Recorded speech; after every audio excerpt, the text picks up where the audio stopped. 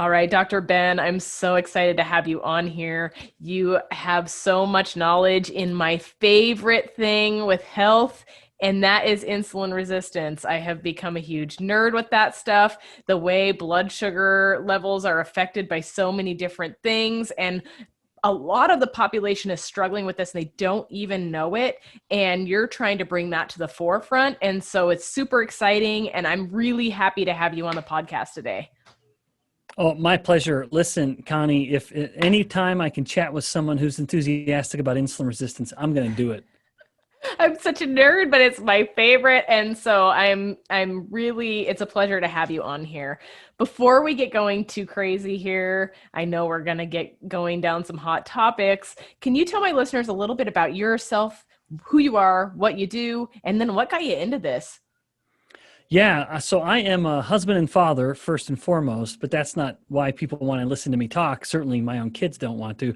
I am a research scientist and professor, and my focus as a scientist is where I think I have value beyond the walls of my own home, and that is where I focus on metabolic health, if you will. Now, that can mean a lot of things these days, and so I'll be more specific. I focus on the hormone that arguably has the greatest impact on metabolic health, and that is the hormone insulin.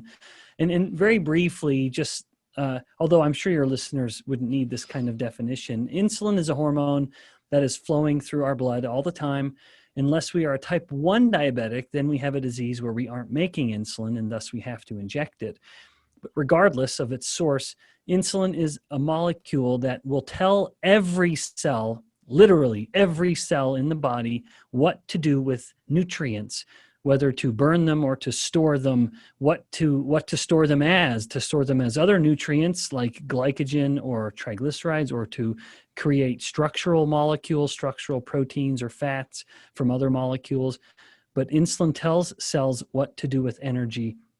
And the theme of insulin's signal is to store energy. Insulin wants the body's cells to take in things and store them as something else, to make something out of it, to build something. And that's a good thing, of course. We need insulin. We would die without it. But as happens so often in all kinds of things in life, too much is not good. And that's where most people are unfortunately at. Absolutely. And you're seeing this topic brought up more and more frequently now as people are researching it more. It used to be that fat is the devil and carbs are fine. And now we're kind of learning that our body actually responds to carbohydrates in an adverse way in some scenarios, depending on how much or how little we've abused them. Correct? Yeah, I agree with that sentiment. I think that's well said, that our modern diet has shifted to one that is just filled with refined foods, and that includes refined starches and sugars, which are a problem because those elicit a significant increase in insulin, and chronically elevated insulin is a fundamental cause of insulin resistance. When the cells are inundated with insulin, they turn down their sensitivity to the insulin. But also with regards to the processed foods that we eat, they're not only filled with these processed starches and sugars, but also refined oils, or these industrial seed oils, things like soybean oil or canola oil or corn oil. And the problem with that is many people still believe those are healthy because they're not saturated. And we've been raised in a way to fear saturated fat, which is deeply problematic because saturated fat is an ancestral fat. We have been eating saturated fats from animal sources and fruit sources since the beginning of time, where certainly of human species, where it's not a surprise for someone to hear me mention animals. We've been eating animals forever, but the fruit fats are one that is occasionally worth elaborating on, simply because I wouldn't want someone to misunderstand what I'm saying. And the seed oils are problematic. These are sometimes called vegetable oils. Those are problematic in part because they now represent the greatest sources of fat in the modern diet. The average American eats more of their fat from soybean oil than literally any other fat source. That's not good. It's not the way it's supposed to be. However, the fruit fats, these are the fatty fruits, or when our ancestors were getting fat or oil from the flesh of a fruit, not the seed of something, but it's flesh. And this is coconuts, avocados, and olives are really the fatty fruits. Those are fine. We've been eating those for millennia, and we should continue to eat them. So, and moreover, the benefit of fats, why I think it should be on the menu all the time, is that fats have no effect on insulin. So it represents a pretty interesting macronutrient that is, in fact, giving the body energy and nourishment.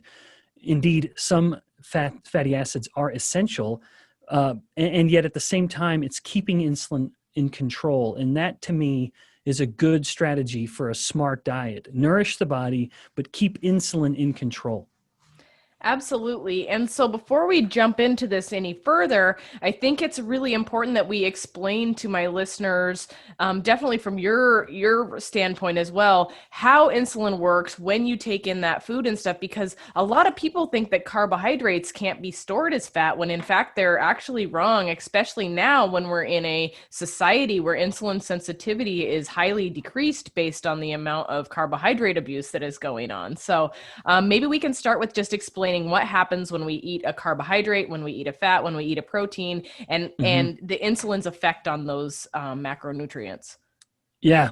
So with carbs, when someone eats pure carbohydrate, which can happen very often, and even in nature can happen, where most carbohydrates, in fact, virtually all carbohydrate sources in nature are pure carbohydrate. Think of grains, fruits, and vegetables. They are essentially 100% carbohydrate. Of course, there is minuscule amounts of proteins and fats, but it's negligible. They're almost totally carbohydrate, and those spike insulin considerably, potentially. Of course, there's a big range. Wheat has a considerable effect on insulin, whereas broccoli has essentially none. So I'm not trying to. I wouldn't want anyone to think I'm vilifying carbohydrates as an entire macronutrient. Although I would say there's nothing essential about them in the human diet. That I know sounds controversial, and I'm not saying carbohydrates can't be a part of a healthy diet, but they are in fact not essential for humans to eat. Now, with regards to proteins, protein is essential. There are such things as essential amino acids, and the good way to make sure we are getting them is by eating our proteins from animal sources. By every possible metric, animal source proteins are better than any plant-based proteins, and trying to get protein from plants is a completely new phenomenon. It's laughable to think of trying to get protein from peas or soybeans. We just haven't done it really in history, and there's a reason. It's because they're terrible sources of proteins, and they contain molecules in those plants that actually inhibit the digestion of the proteins themselves in our intestines. And protein alone, though, protein alone does have an insulin effect. If someone eats pure whey, for example, there will be an insulin bump, and not even a little one. It can be pretty big. I would say about that, we're not supposed to eat protein alone. In nature, protein never comes alone, ever. I cannot think of a single exception to this, although if there is an exception, I'd love to know it. Always in nature, the best proteins come with fat, always. And so interestingly, when you have fat and protein consumed together, it blunts the insulin effect of protein alone. Moreover, fat and protein, when consumed together, helps protein digest better. When we eat fat, we have the release of bile acids into our gut to help digest the fat. Interestingly, bile acids also improve the enzymes that are helping us break down the proteins. We're supposed to eat them together. And one last comment about fat and protein. They are more anabolic together than protein is alone. This has been well established in humans, finding that if they take protein, there is a degree of muscle growth following a workout. But if they take protein and fat in a mix of 1-to-1, like what you see in an egg, 1-to-1 by mass, then the anabolic effect of the protein is significantly greater than the protein alone. So don't get protein alone. Get it the way God intended, which is with fat. It's the way it's supposed to be done. And then fat alone has no effect on insulin. But once again, in nature, we wouldn't typically find fat alone. with the exception of being if we are getting pressed oils from fruits. When it comes to coconut olive and avocado oil, that is pure fat, but we're not ever just drinking that, as we're not tipping back the bottle of oil and drinking it. And I don't think we should. I think, although I know some people do that because they want to, maximize their ketogenesis, but I don't think that's the right way. I think if we are eating those fatty fruit oils, they should come with food, like you're putting the olive oil you're marinating a steak or chicken or something. I think that I'm a huge advocate of protein and fat, both of which are essential. Together, they have little or no effect on insulin. They should be consumed together.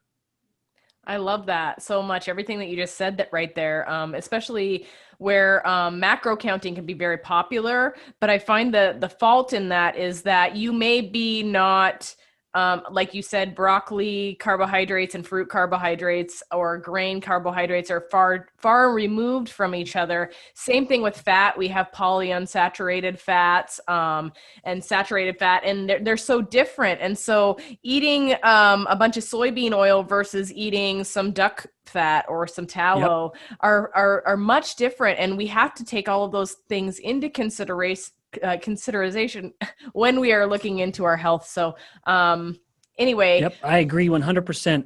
100%. We need to focus on, I don't mean I'm not an anthropologist, so I need to be careful saying this, but we need to focus on ancestral foods. Not that we have to live the way our ancestors did, and not that we even have to eat the way our ancestors did. I'm not saying that, but we are built to eat certain foods, and our modern method of eating, which is high processed carbohydrates and high processed oils, in eating that all the time because we've been told we should eat 6 meals a day, or just because the food is so readily available, we're doing tremendous harm to our bodies. And so we need to, in a way, go back to eating less frequently, like our ancestors would have done, and focusing on proteins and fats, very much like our ancestors would have done as well. That's a wonderful way to keep insulin low. And like I said a moment ago, keeping insulin low is really my dietary strategy summed up into the simplest possible terms.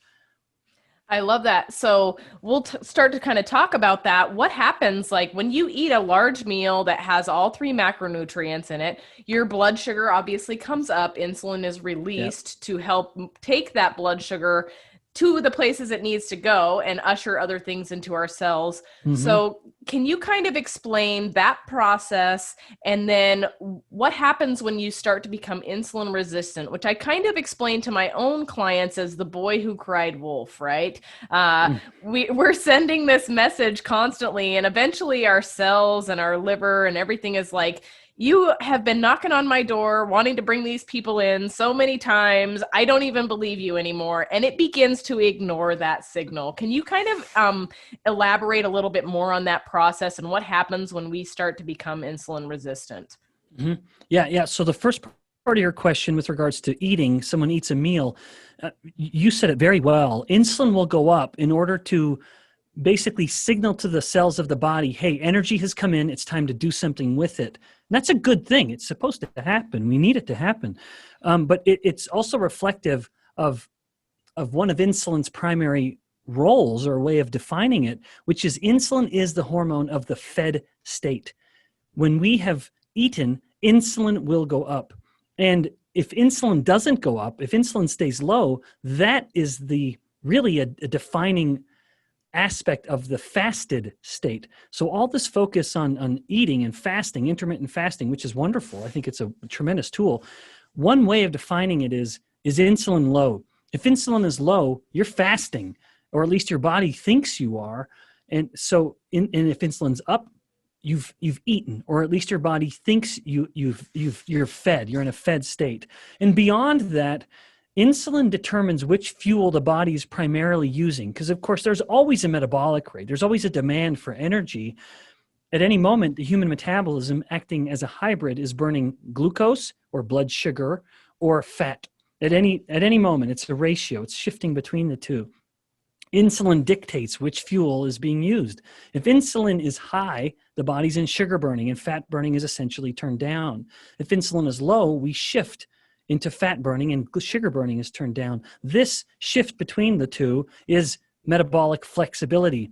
We eat a meal, insulin goes up, we go to sugar burning mode. A few hours later, insulin has come down, we shift to fat burning mode. That's flexibility. It's the way it's supposed to happen. Now, the problem then with, as I segue into defining insulin resistance, when insulin is up too high for too long, basically because the person is eating a diet that is forcing their insulin up all the time, it's like they're constantly eating, we've been told, eat high carbohydrate meals and snacks and eat 6 meals a day, which is just ridiculous. It is the perfect storm in driving insulin resistance, because as you mentioned, when the cells of the body are constantly inundated with insulin, when insulin is yelling at them all the time, like any person does, like my wife does with our kids, she simply stops hearing them.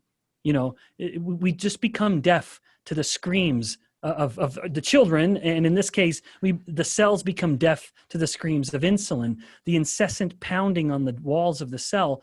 The cell basically says, forget you, I can't respond anymore. But importantly, to truly understand insulin resistance and how it has its hand in virtually every chronic disease, we need to understand the two sides of the coin that we are calling insulin resistance. And I've just kind of described one, which is some cells of the body fail to respond to insulin properly. But I didn't say all cells, only some. One primary example would be, say, the muscle cells. Muscle cells become insulin resistant. Fat cells become insulin resistant. But the gonads, the testes and the ovaries don't, and the certain neurons don't become insulin resistant, and a handful of other cells, some aspects of blood vessel cells don't become insulin resistant. They maintain the perfect insulin sensitivity, but then they suffer because of the second aspect, the other side of the coin, which is hyperinsulinemia, insulin being chronically elevated. And so these cells that are as sensitive to insulin as ever, now they are overstimulated with the insulin. Insulin is driving them to do things that they don't want to do. It's too much. They're being overactive or hyperactive because insulin is demanding it.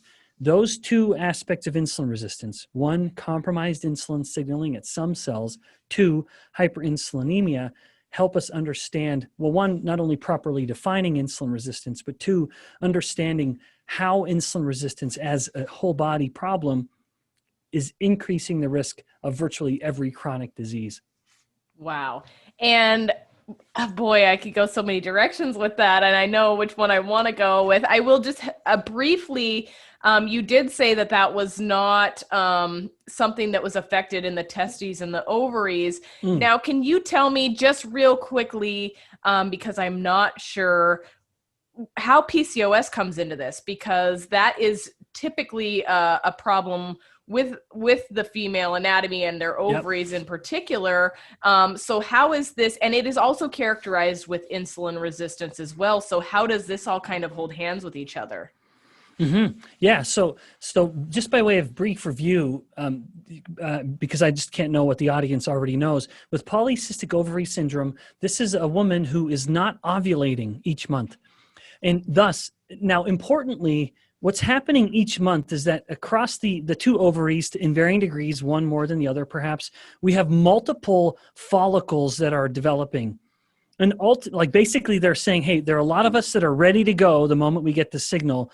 And then we have this big estrogens, this peak of estrogens in the cycle, and that will stimulate one follicle to become the primary follicle that will actually ovulate.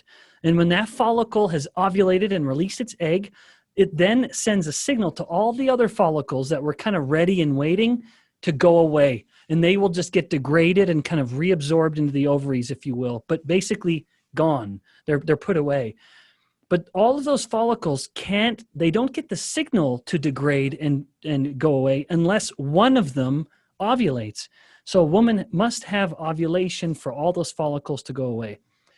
But again, that is predicated on this preceding event, which is namely this big estrogens spike.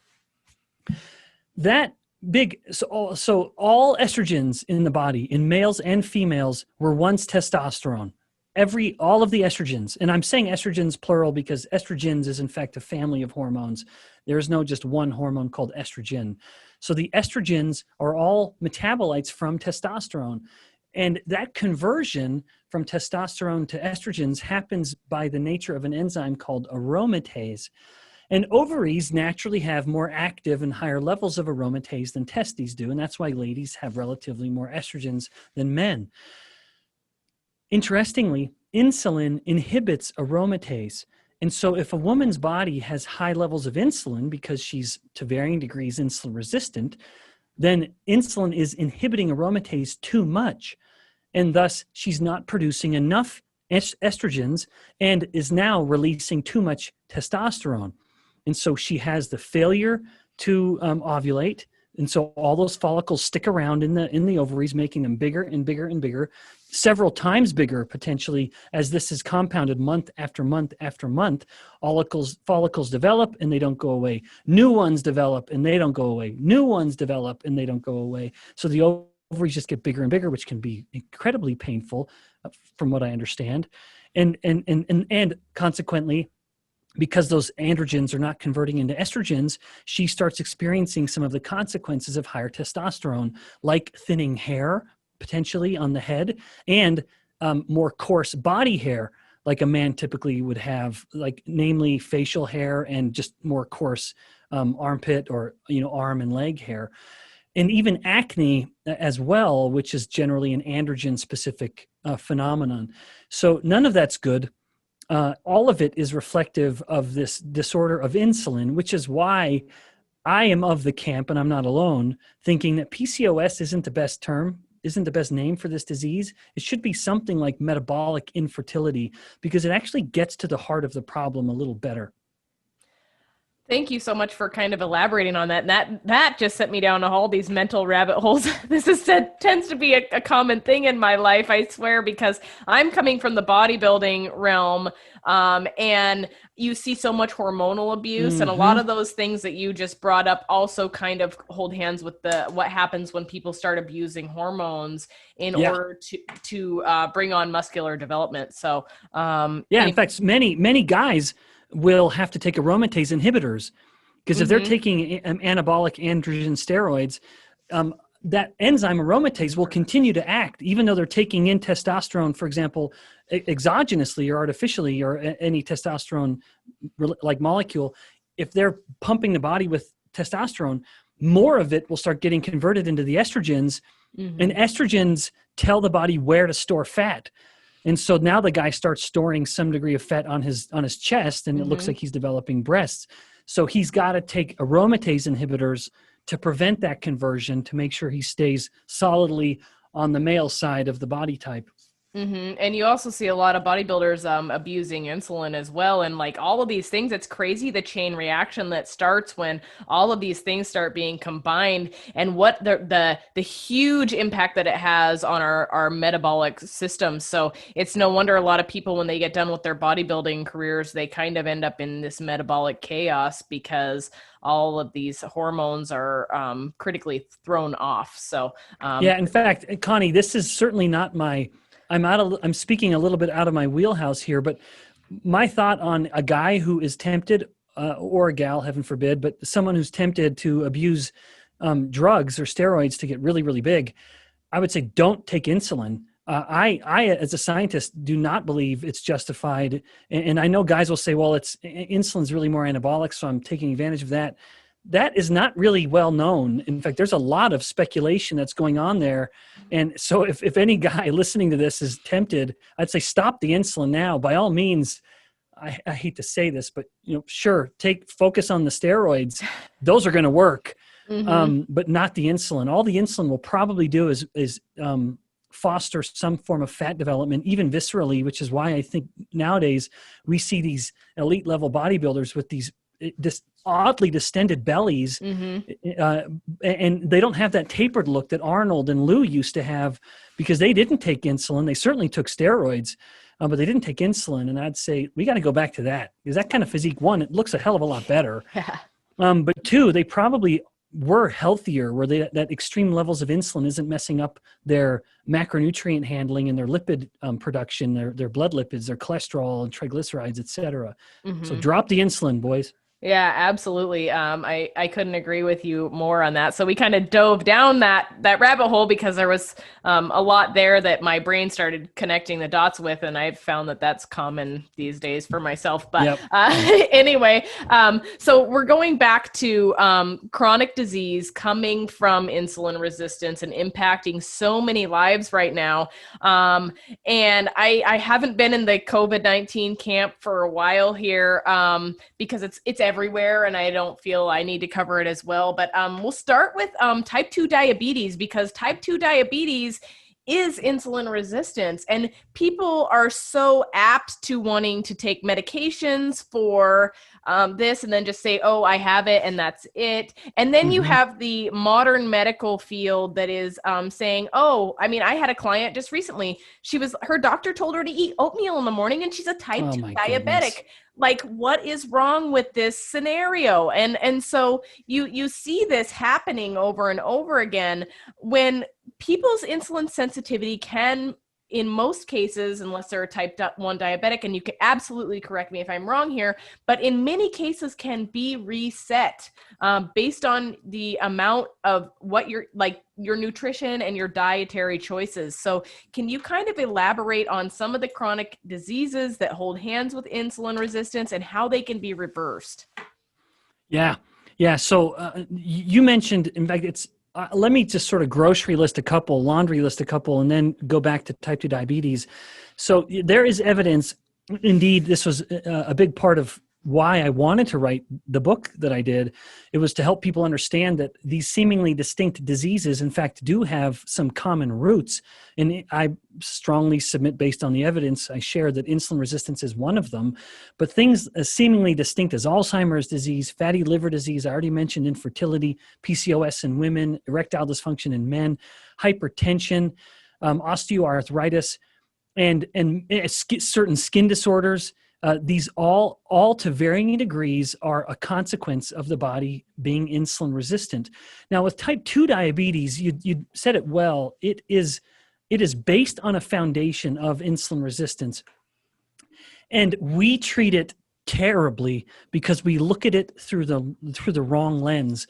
So classically, we've looked at type 2 diabetes as a disease of glucose, and that leads us to detect the problem too late and treat it very poorly. So we need to shift the focus onto insulin. And let me just sort of explain what that would look like and why I feel the way I do about it as strongly as I do. Here we have two variables, insulin and glucose. Over a person's life, if they're eating, what they're told, unfortunately, they're eating high starch, high sugar diets. Well, no, they're not told to eat high sugar, but that comes with it. They're eating high carbohydrate diets, even with high refined fats. And over the years, their insulin is going higher and higher and higher as they're becoming progressively more insulin resistant. But importantly, even though they have several times higher levels of insulin, it's enough to keep the glucose normal still. The body's becoming more and more resistant to the insulin, but there's so much more insulin that's able to keep the glucose in check. It's able to force feed the muscle cells that glucose, even though the insulin has to work a little harder. And then eventually the person reaches a ceiling of sorts, and they cannot make more insulin. And now their glucose levels start to climb. And that's based on conventional medicine. That's where we detect the problem as type 2 diabetes, because conventional medicine has no regard for insulin, because we don't see metabolic problems, let alone type 2 diabetes, as an insulin disease. They might not even be measuring the insulin. So year after year, the patient is going in for an annual checkup, and they wouldn't even know, the physician, the clinic wouldn't even know that the insulin's getting higher and higher every year. And then eventually, 10 or 20 years later, once the insulin has started to rise, now the glucose starts to rise, and now we detect the problem. You have type 2 diabetes. So we can already see the first problem. We detect the problem too late. But then second, we treat it poorly. And so here we have the type 2 diabetic, elevated insulin and now elevated glucose. Because the average physician is only looking at it as a glucose problem, one strategy would be, all right, let's just give you more insulin because insulin doesn't matter, and that will help push down the glucose. And it does. The glucose goes down. But this isn't a glucose disease. It is an insulin disease, specifically a disease of too much insulin. And this is reflected in the fact that when you give a type 2 diabetic who is already swimming in a sea of insulin, even more insulin, we make them fatter and sicker, and they die more from heart disease, cancer, and Alzheimer's disease. And so when someone is given the advice to a type 2 diabetic, oh, eat whole grains, high carbohydrate, and just cover it with your insulin, it is a wonderful way to make a person sick and fat, and it's a wonderful way to sell more insulin. And that is one of the greatest tragedies and myths of type 2 diabetes. You can eat whatever you want and cover it with your insulin. In fact, I'll even go further and say it's also one of the great myths and tragedies of type 1 diabetes. When we tell that child, eat whatever you want, have your birthday cake, eat those muffins with all those candies, all your friends are eating, just cover it with insulin. That is terrible advice. All it does is put the child on this roller coaster of constantly having hyperglycemic, hypoglycemic bouts, and they feel miserable, and they have the anxiety of never knowing whether they've dosed their insulin appropriately. And we know you put that type 1 diabetic and the type 2 diabetic onto a diet that is lower in carbohydrates. The type 1 diabetic they get to take significantly less insulin, and they spend significantly more time in normal glycemia. They're just wavering around normal all the time rather than swinging up and down wildly. And in the case of a type 2 diabetic, you can completely cure the disease. I know that's a bold thing to say, but you reverse it completely to the point that there is zero medications required and there's no hint of the disease. Their glucose levels are totally normal.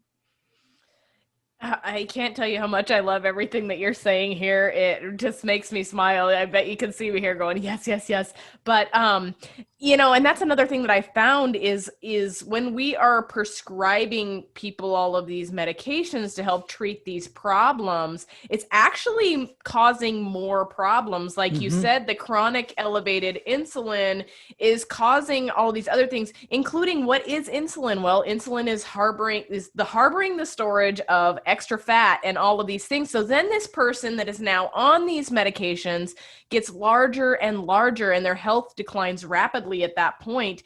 And I see this chain reaction happening with so many things. I see it happening with blood pressure medications. And oftentimes when I see patients in my day-to-day work, I'm looking at their health histories and I'm like, oh my goodness, we have all of these. I find many people are on the same meds that are all holding hands together. And if they could get off one and start addressing one, I think that they would find the rest of them go away as well. Yeah, I totally agree. Any of these metabolic related problems, they're not diseases caused by a lack of whatever that drug is. For example, if you take a type 2 diabetic, the most common drug they will be put on, even in fact, ladies with PCOS, they will be put on a drug called metformin. Neither of those diseases is a disease caused by a lack of metformin. And so putting metformin in the body isn't going to solve the problem. It's simply addressing a symptom of an underlying problem. And in fact, that's one of my genuine hopes is that you would have, say, a gal. She is opening up her medicine cabinet and she's taking a medication for her hypertension, a medication for her PCOS, a medication for her type 2 diabetes, without knowing that each of those three seemingly distinct problems are all, to varying degrees, a consequence of insulin resistance. And so then when she learns that, she will say, all right, well, if insulin resistance is the actual root cause of these problems, how can I improve my insulin resistance? And now we've asked the right question. And thankfully, the answer isn't a drug. The answer is lifestyle changes. When you acknowledge the role of insulin resistance in whatever the disease is that we're worried about, assuming it is relevant, then you change your lifestyle and you've completely fixed the problem. Yeah, absolutely. And I think lifestyle changes, exercise, nutrition are all medicine. There's no magic pill when it comes to that particular spot. And the other thing I'm finding is many of these medications interfere with our normal hormonal responses. So many of these cholesterol medications, is important, very, very important in our sex hormones. And you see how many people you see having their gallbladders removed. Well, cholesterol is an important piece of that puzzle as well. And so you're seeing this huge cascade of all of these issues all these people that have all the same issues going on, yet Western medicine hasn't seemed to figure out. I'm hoping they're getting closer to moving towards a more holistic approach to some of these things, but you're seeing that all of these things are linked, and so many of them revolve around lifestyle and not just taking a pill. Yeah. Oh, yeah. In fact, I think it's wonderful that you point a finger at statins, these cholesterol inhibitors. Cholesterol is a molecule of life, and it is used not only in the production of numerous hormones, including the sex steroid hormones, but also hormones involved in glucose regulation and in salt and electrolyte regulation. It's involved in vitamin D production. It's involved in molecules that are essential to the production or to the function of our mitochondria as well.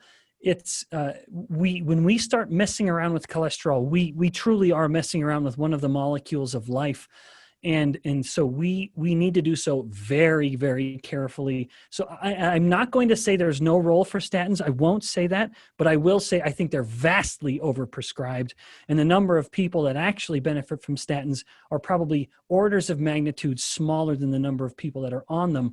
And tragically, ironically, people with low LDL levels, which is the cholesterol that everyone's so afraid of, die more than people with higher LDL levels. Their overall mortality with longevity gets worse as LDL gets low. And so the longest lived people have the higher cholesterol levels. So something to be careful with.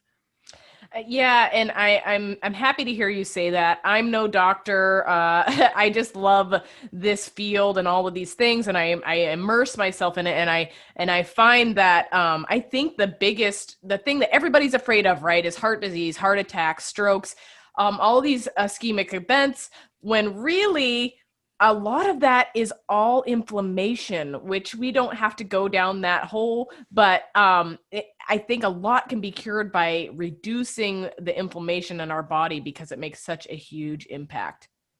Yes, that's right. In fact, it's even appropriate to be mentioning inflammation in the context of statins, because we, as much as conventional medicine looks at LDL cholesterol as a villain, there's evidence to suggest that markers of inflammation are actually better predictors of heart disease risk than LDL cholesterol is. So let's address the inflammation and not worry so much about the cholesterol. Absolutely. So tell my listeners a little bit about why all this plays into what your book talks about, which is why we get sick. Why does it make such a huge impact on all of that? Yeah.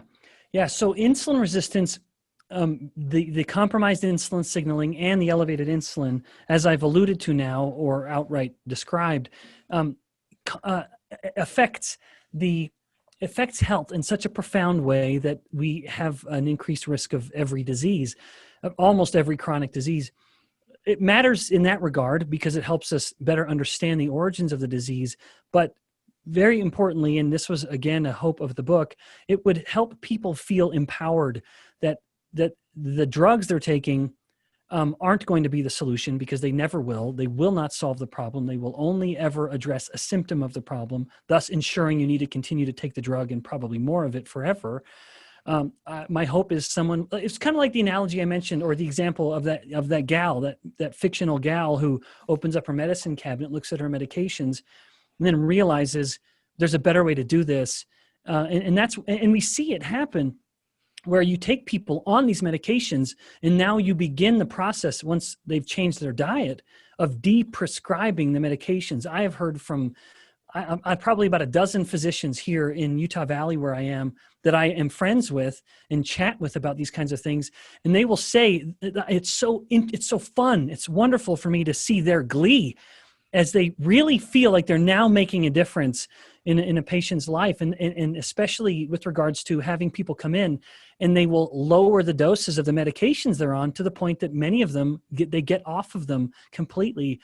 It's wonderful to see those physicians putting in practice these principles that science really does support. And for me as a scientist, that's my value.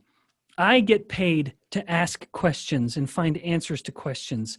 Now, that's not lucrative, so I don't get paid as much as my physician friends get paid. So everyone go buy a copy of my book and help out a poor professor. Yes.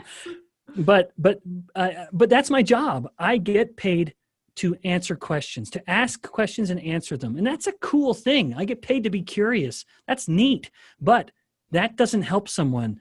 My answers then have to be, if I think I've found an answer, it needs to be conveyed to the individual or to a physician or a healthcare practitioner who then applies it to a patient. And to see more and more nurses and doctors and healthcare practitioners in various roles taking these, what I feel are scientifically justified answers, and applying them, that's wonderful. That to me is synergy in the most perfect sense in this context, where you have the biomedical scientist, for example, is kind of putting fuel in the tank, and then you have the physicians and nurses, and that's where the rubber meets the road. They are the ones who put the things, they're the ones that bring it into action, bring it into practice. Oh, I love that so much. That everything you just said, you're definitely, the stars aligned with you and me talking today. I feel like, yeah, you're speaking my language. So what are some steps that we can start implementing in our daily life to start improving our insulin sensitivity? Mm-hmm. Yeah. So I would say, first of all, 3 simple macronutrient rules, and I've kind of alluded to these throughout the conversation. Control carbohydrates, so start focusing on the less starchy, low sugar carbohydrates. Prioritize protein, make sure you're eating the right kinds of protein, and that will always be animal. And then 3, don't fear fat. Eat the fatty protein foods and add fat to those protein foods as desired. And then the last principle would be, don't feel the need to eat all the time. Give your body a break. So engage in some form of intermittent fasting, whatever works for the person, whatever's comfortable. Be smart about it, but give the body a break from the incessant infusion of foods. That is the best. If someone just does those things, they're simple. That doesn't mean they're easy, because we start dealing with human habits and addictions and tendencies, and it's hard to break those things. But it doesn't change the fact that these are very simple steps, and they are incredibly powerful. I love that you said that. And then also, what are your feelings on pairing food together? Because I know, like, for my own clients, I think that pairing, if you're going to have a carbohydrate, maybe have fat first and the protein first, and then pair the carbohydrate on top of that, because it actually delays the sugar response that your body's getting from it, based on the way you're digesting it. So I feel like food pairing can be a very important part of this equation as well, to where you don't have to necessarily remove all carbohydrates from your diet. Yeah. You just need to make sure that you are timing them correctly, and that you're not just eating them by themselves. Yeah, well said. I do. Yes, the evidence suggests exactly what you said. If you're eating a mixed macronutrient meal and it's possible, put the carbs at the end, and that will blunt the carbohydrate and the glucose and insulin response to that same carbohydrate if it's put at the beginning of the meal, or let alone eaten alone. Also, I would say, given your audience is undoubtedly, you're interacting, and people listening are probably to some degree interested in developing muscle, don't fall into the myth that you need carbohydrate to do that. So commonly people are thinking, well, I'm taking my protein and I'm going to eat it with a lot of carbohydrates.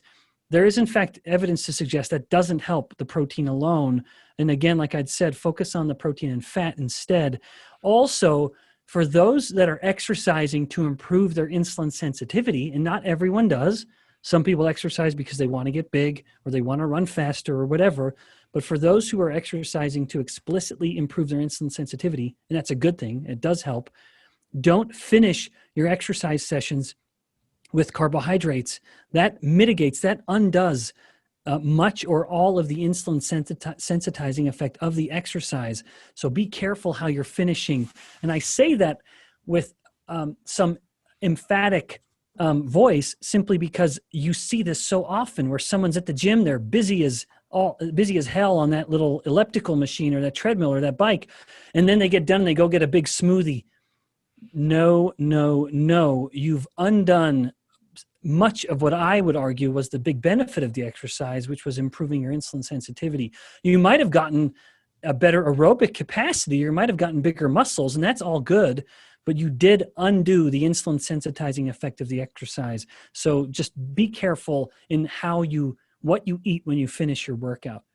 I love that. You have been so excellent. If my listeners want to look you up, look up your book, Why We Get Sick is the name of your book. Amazing information in there. How can they find you, connect with your work, and look more into this? Yeah, thanks. So the book is certainly my thesis, if you will, wanting to say everything or being able to say everything I wanted to. Much of what we've been able to cover here, of course, in much book length detail in the book, and people can buy that anywhere books are sold. I also have two other efforts I'm involved with, which is part of just my effort to help the science be put into practice. So on one hand, I developed with great precision and deliberation, a low carb, high fat, high protein meal replacement shake. And people can learn more about that at Get Health. That's HLTH, gethealth.com. It was, again, a meal replacement shake built on that 1-to-1 ratio of protein to fat. So it was very deliberate. And then I took it as an opportunity to throw in some, what I call perks, like some apple cider vinegar and some other cool things. And also, so independent of the shake, I'm involved in an education coaching platform, just to try to make it accessible for people that want to get some help and some accountability with low carb diets. And people can find more about that at insuliniq.com. And I'm moderately active on social media. Mostly Instagram these days, actually, which I never would have imagined, as Twitter's just become a bit too toxic for me to care about. Mm-hmm. And on Instagram, people can find me at Ben Bikman, PhD, and it's just me giving little insight into human metabolism. I love it. And I definitely recommend they find your book and start looking into some of your other literature, because you have a lot of wonderful stuff out there, and it's very well said and understandable. So I really appreciate that. My pleasure. My pleasure. Connie, thanks again for reaching out. We've covered some great topics, and I hope the audience feels like they have been enlightened. Thank you so much for spending your time with us, Ben. Yeah, my pleasure.